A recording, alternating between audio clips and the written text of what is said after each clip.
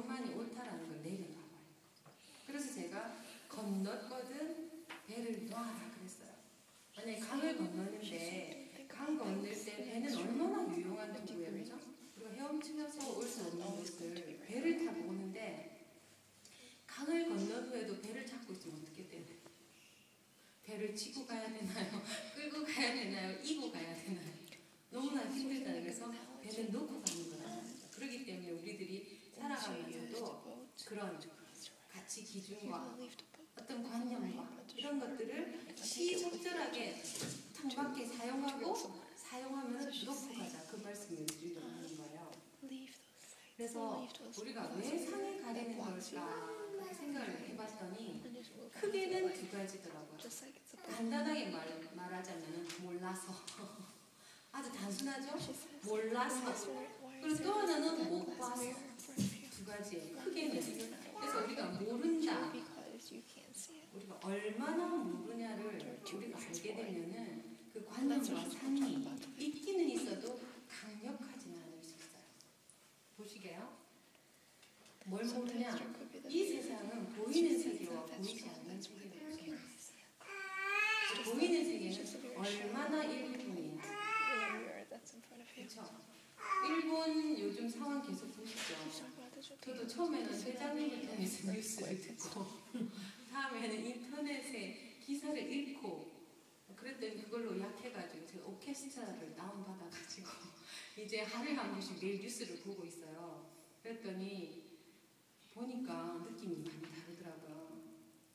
근데 그 바닷속 깊은 곳에 보이지 않는 곳에 일어난 지진이 쓰나미를 몰고 오고 그것이 충돌을 일으키고 그래서 건물들이 붕괴가 되고 그저 부딪히고 그러면서 원전이 또 문제가 발생하죠. 그래서 방사능 유출의 위험과 또 원전이 붕괴될까 하는 그런 위험 때문에 지금 가족을 잃고 사람을 잃고 그다음에 생활의 불편함을 이루 말할 수 없고 거기다가 그 여진과 앞으로 어떻게 될지 모른다는 불안감이 사람을 정말 초죽음 상태로 만들고 있다 그런 생각이 들어요. 그렇게 볼 때 안타깝죠. 어떻게 안타까워요? 바다 깊은 곳에서 일어나는 일들을 미리 좀 알 수 있었다. 우리가 좀 대비할 수 있지 않았을까? 일본 한국에서도 좀 대비할 수 있지 않았을까 하는 생각이 들지만 어느 정도의 사람들은 전문가들은 예측했겠죠. 조금은 그렇지만 이 정도까지 될지는 아무도 예측을 못했어요. 그러니까 결국은 뭐냐면 눈에 보이는 것은 눈에 보이지 않는 세계에서 일어난 이후의 여파예요. 이제 우리가 그 천둥 소리를 듣거나 번개를 보게 될 때 실제 그 번개가 일어날 시각은 우리가 보는 시각보다 훨씬 빨리 일어났다고 하잖아요. 그런 것처럼 우리가 보고 듣고 경험할 수 있는 것은 너무나 일부분이에요. 그래서 그 보이지 않는 세계. 근데 정말 보면 전 요즘에 산책을 하다 보면 참 봄이 오면 사람 마음이 같구나 그런 생각이 들어요. 사람이 일제히 같이 움직이는 것이 보여요. 그런데 꽃이 피고 하는 것들이 봄에 꽃이 피지만 움직임은 이미 겨울부터 시작이 되고 왔던 것이죠. 결과를 우리가 눈으로 본다는 거예요. 그래서 원불교에서는 음부공사라는 단어를 많이 써요. 그죠? 어떤 회의하기 전에 음부공사를 먼저 하죠. 그 회의가 뜻하는 대로 굴러가도록 하기 위해서. 그렇게 하고 원불교 초기 교단에서도 처음에 원불교를 창립할 때 보이지 않는 세계에 먼저 기도를 드렸어요. 그죠? 왜냐하면은 깨달으신 분들의 안목에는 보이지 않는 세계가 우리가 보는 세계보다도 훨씬 더 크고 광대하고 신비롭고 강력하다는 것을 알고 있기 때문에. 그런데 우리들 같은 경우에는 잘 모른다는 거예요. 일단 보이지 않는 세계가 너무나 무궁무진하고 그래서 우리는 너무나 모른다라는 거. 그리고 또 하나 보이지 않는 세계의 대표적인 것. 우리의 마음 보이세요? 마음이 안 보이죠?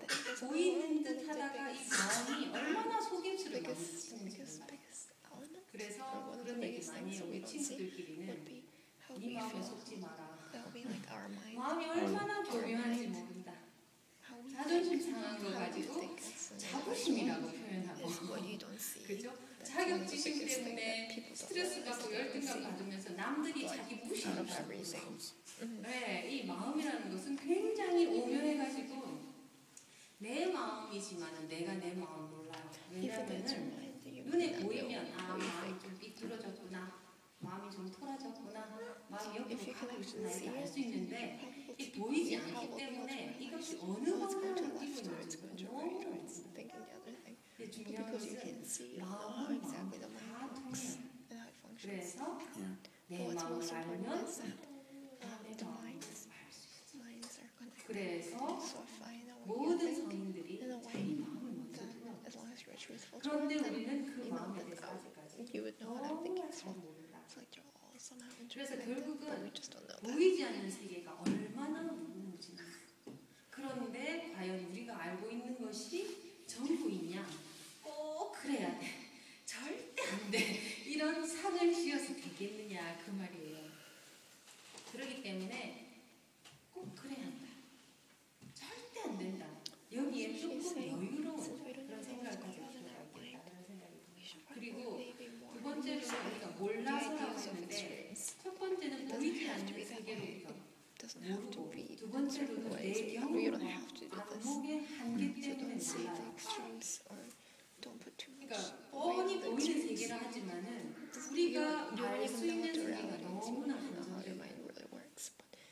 우리가 그 상이라고 하는 것은 내가 지금까지 보고 듣고 배우고 생각하고 경험하고 그렇게 해서 만들어가는 어떤 판단 기준, 관념, 가치 기준 이런 것들이잖아요. 그럼 그런 것들이 어떻게 되냐면은 우리가 잘 모르는 세상 위에 정해지고 있어요. 그죠? 우리가 경험할 수 있는 지난 세월 생각해보세요. 이 지구상 얼마만큼 가보셨어요? 이 짧은 세월, 이 다양한 직종과 다양한 사람과 다양한 이 세계를 우리가 경험해보고 거기다가 책들은 얼마나 정말 대단한 책들을 내놓고 계시지만 우리는 또 다 배우고 다 듣지 못했잖아요. 그렇기 때문에 우리가 기본적으로 잘 모르는 정보, 부분적인 정보를 가지고 우리가 모든 생각을 짓는다라는 데서 정확하게 인식할 수 있습니다. 그래서 결국 언제든 새로운 정보가 들어오면 그 정보를 배울 수 있어요. 그래서 제가 아까 말씀드린 건너거든 배를 말씀드렸잖아요. 그렇기 때문에 우리가 우리 스스로의 안목에 대해서 내가 잘 모르지 그렇게만 생각해도 우리의 상의 강도와 빈도와 종류가 달라질 거예요. 그래서 제가 지난 시간에 계속 말씀드리고 있는 것이 세상은 크고 나는 작다. 그 말씀 계속 드리고 있죠.